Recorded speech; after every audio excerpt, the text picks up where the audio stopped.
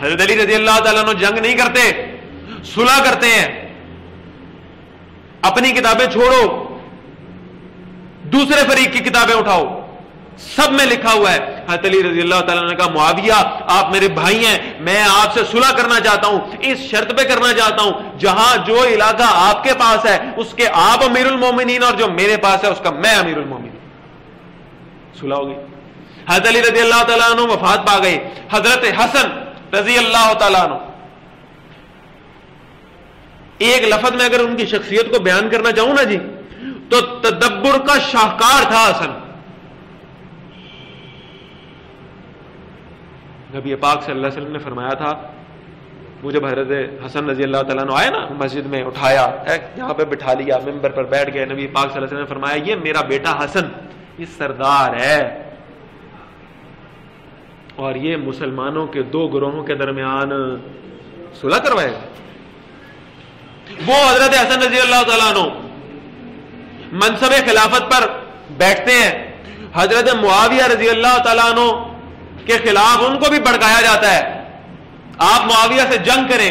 حضرت حسین رضی اللہ تعالیٰ حضرت حسن رضی اللہ تعالیٰ عنہ فرماتے ہیں یہ میدان ہے، یہ بلہ ہے، یہ گیند ہے، یہ تلوار ہے، یہ دشمن ہے، چلو آگے لگو مقابلہ کرتے ہیں. اور حضرت حسن رضی اللہ تعالیٰ عنہ کے جو جاسوس ہیں نا جی، وہ آ کر ان کو بتاتے ہیں کہ یہ جو آپ کو کہہ رہے ہیں نا معاویہ کے ساتھ جنگ کرنے کے لیے چلتے ہیں، یہ معاویہ کے پاس جا کر کہتے ہیں حسن نو زندہ گرفتار کرا دیے تو کی لبے گا. ہاں جی، حسن رضی اللہ تعالیٰ عنہ کو اندازہ تھا یہ فسادی ہیں، فتنہ پیدا کرنا چاہتے ہیں. حضرت حسن رضی اللہ تعالیٰ عنہ نے خط لکھا امیر معاویہ کو رضی اللہ تعالیٰ عنہ، میں آپ سے صلح کرنا چاہتا ہوں. امیر معاویہ رضی اللہ تعالیٰ عنہ نے پوچھا حسن کن شرائط پر؟ ایک بلینک پیپر، مثال دوں، وہ آپ آج کل نہیں استعمال کرتے، وہ بلینک چیک کہتے ہیں نا اس کو، اس پہ سائن کر کے کوئی آپ کو دے دے یار جتنے مرضی پیسے لکھ لو اس میں.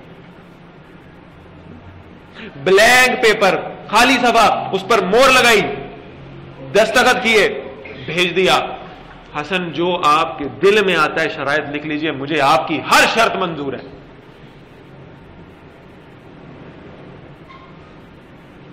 اور اب گفتگو میری بڑی لمبی ہوتی جا رہی ہے، مجھے کربلا کی طرف آنا ہے، لیکن یہ بات بیان کیے بغیر گزر جاؤں تو زیادتی ہوگی. حضرت حسن رضی اللہ تعالیٰ عنہ، میری کتابیں نہیں ان کی کتابیں اٹھاؤ. حضرت حسن رضی اللہ تعالیٰ عنہ نے جب شرائط لکھی نا، خلافت قرآن و سنت کے مطابق کرو گے، خلافت میرے بابا حیدر کرار حضرت علی رضی اللہ تعالیٰ عنہ کے اصولوں کے مطابق کرو گے. اور اگلی شرط سنو، خلافت اس طرح کرو گے جیسے ابو بکر و عمر کر گئے ہیں، ویسے خلافت کرو. شرائط منظور ہو گئی، صلح ہو گئی.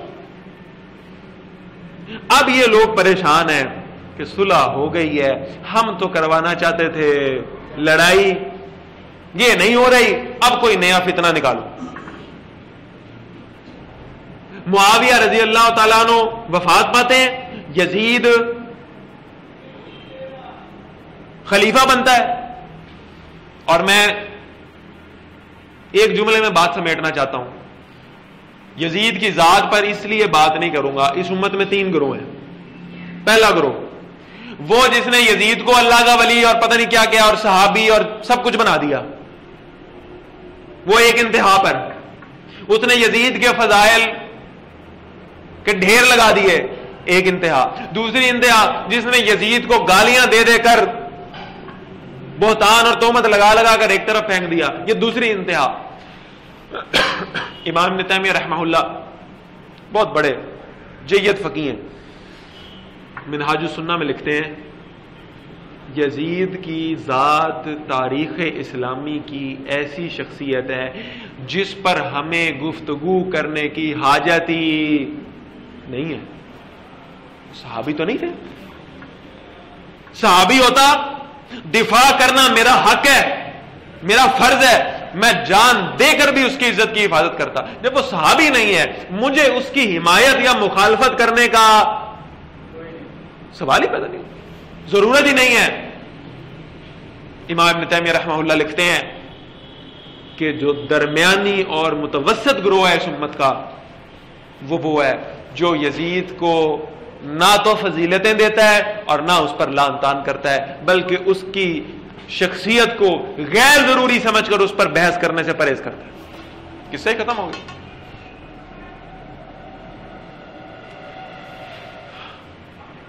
اب جب یزید خلیفہ بن گیا، وہی جو گروہ بیٹھا ہوا ہے فتنہ پھیلانے والا،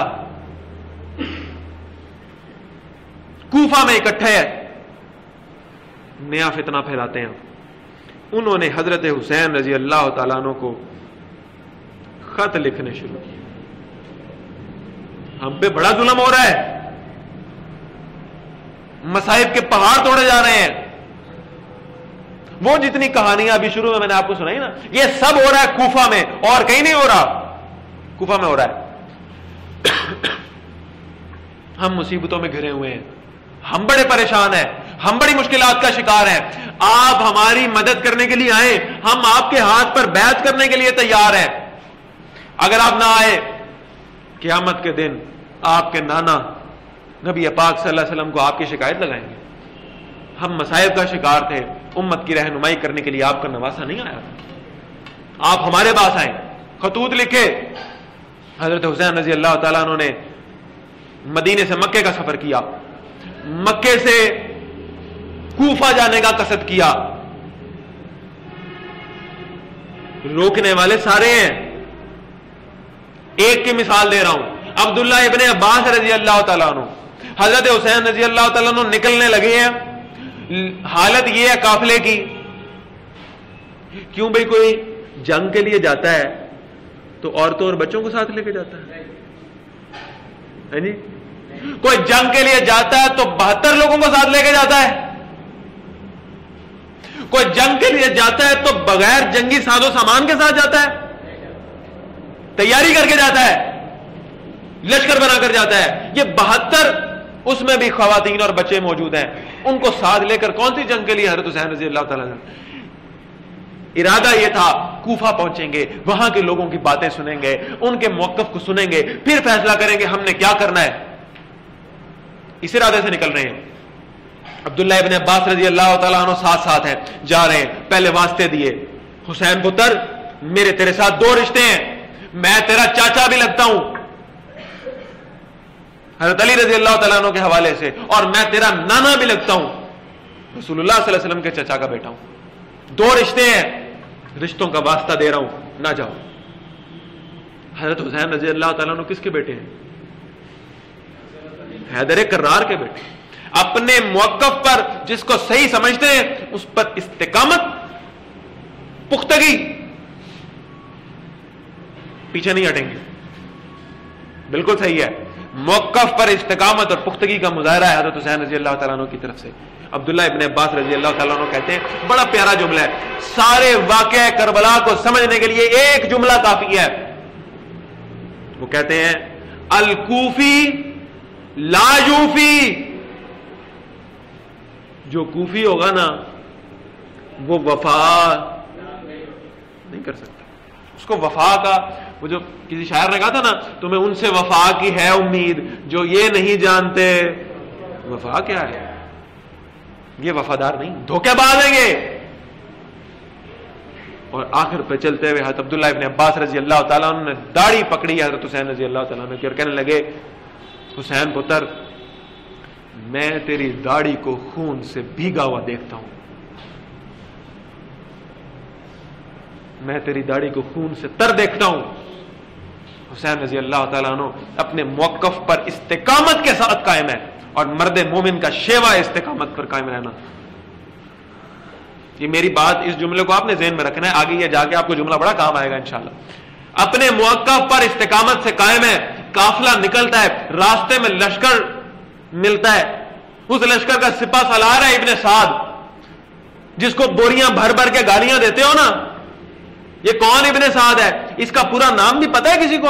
ابن سعد کا تو مطلب ہے سعد کا بیٹا. پورا نام کیا ہے؟ اس کا نام ہے عمر. عمر ابن سعد بن ابی وقاص رضی اللہ تعالیٰ عنہ. سعد بن ابی وقاص، ایران کو فتح کرنے والا، साद बिन नबी वक्कास, रूम को फतह करने वाला साद बिन नबी वक्कास रजी अल्लाह ताला अन्हु, वो सहाबी जो ओहद में मेरे नबी सल्लल्लाहु अलैहि वसल्लम के साथ खड़े हुए, अल्लाह के नबी सल्लल्लाहु अलैहि वसल्लम तीर निकालते हैं, कमान साद के हाथों में है और अल्लाह के नबी सल्लल्लाहु अलैहि वसल्लम फरमाते हैं, साद ये लो तीर और चलाओ दुश्मनों पर, फिदा का अबी व उम्मी। सारी दुनिया कहती है या रसूलुल्लाह सल्लल्लाहु अलैहि वसल्लम फिदा का अबी व उम्मी, हमारे माँ बाप आप पर कुर्बान, और मोहम्मद रसूलुल्लाह सल्लल्लाहु अलैहि वसल्लम कह रहे हैं साद मोहम्मद के माँ बाप तुझ पर कुर्बान। वो साद बिन नबी वक्कास, उसका बेटा है उमर, इसको गालियां देते हो, उमर इब्ने साद बिन नबी वक्कास, वो सिपा सलार, देखा नवासे रसूल जा रहे हैं, खानदान साथ, पूछा हुसैन कहां जा रहे हैं, रजी अल्लाह ताला अन्हु कहां जा रहे हैं, खताएं मसाइब की मजालिम की दास्तानें मिली हैं और साथ देने की यकीन दहानियां मिली हैं, कहां से, कूफा से। जरा मैनू भी तो दसो किसने खत लिखे हैं। हज़रत हुसैन रजी अल्लाह ताला ने बोरा उलट दिया, 20,000 खतूत इन लोगों ने खत लिखे। इब्ने साद ने पूछा वो जो फलां सरदार है कूफे का, उसने भी खत लिखा है। हज़रत हुसैन ने कहा उसने खत लिखा है, ये देखो। इब्ने साद ने कहा वो मेरे लश्कर में खड़ा है, वो तो मेरे साथ है, वो तो यजीद के लश्कर में है, फलां ने भी लिखा है, ये उसका खत है, वो भी मेरे साथ खड़ा है, फलां का भी है, वो भी इधर खड़ा है, फलां का वो भी इधर खड़ा है। हज़रत हुसैन रजी अल्लाह ताला ने पूछा ये तुम्हारी लिखाई नहीं है, ये तुम्हारा खत नहीं है। और मैं जरा अपने अंदाज से कहता होता हूं कि उन्होंने आगे से पता क्या जवाब दिया होगा, उन्होंने कहा होगा पंजतन पाक दी कसम ये साडा कोई नहीं है, वही नस्ल है ना सारी, हमारे नहीं है। हज़रत हुसैन रज़ी अल्लाह ताला अन्हु, ये जितनी बातें कर रहा हूं अपनी किताबों से नहीं कर रहा, दूसरों की किताबों से कर रहा हूं। हज़रत हुसैन रज़ी अल्लाह ताला अन्हु उस वक्त समझ आई कि कूफा वालों ने धोखा दे दिया है, तो दगाबाज है, और साथ ही खबर आ गई कि जिस मुस्लिम बिन अकील को भेजा था सफीर बनाकर कूफा के हालात की खबर लेकर आओ, उसको तो कूफा वालों ने शहीद कर दिया है। वो लोग, अल्लाह अकबर, एक बात ज़हन में आगे बैठे बैठे, एक सफीर के कत्ल की अफवाह उड़ी थी, कुछ अरसा पहले वाकया सुनाया, आप याद आया? हाँ, सफीर के कत्ल की अफवाह उड़ती है। नबी करीम सल्लल्लाहु अलैहि वसल्लम ने पहले फरमाया था हम जंग करने के लिए नहीं आए, हम तो बैतुल्लाह के तवाफ के लिए आए हैं। पता लगा मेरे सफीर को कत्ल कर दिया है, नबी पाक सल्लल्लाहु अलैहि वसल्लम ने बैत ली, हम बदला लेकर के जाएंगे। ये दगाबाज है, इन्होंने मेरे सफीर को कत्ल किया है। और नवासा रसूल पता चल गया ना कि सफीर कत्ल का हो गया, शहीद हो गया। अब भी कूफा वालों पर एतमाद रहना था, अब पता चल गया धोखा